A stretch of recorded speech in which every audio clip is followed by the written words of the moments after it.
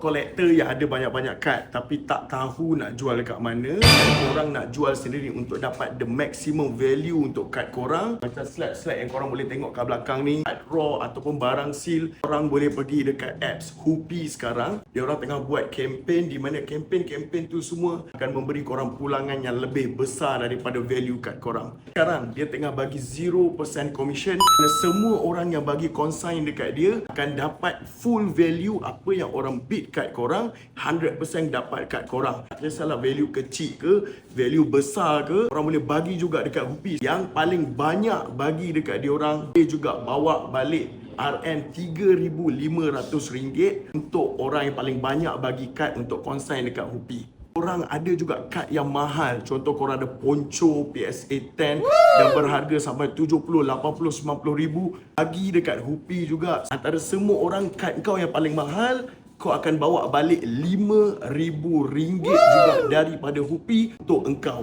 Kempen ni berjalan 15 hari bulan sampai 30 hari bulan April ni. Pergi kontak Hoopy sekarang, jadi consigner diorang, bagi dekat diorang untuk run korang punya kad. Korang dapat maximum value untuk korang punya kad.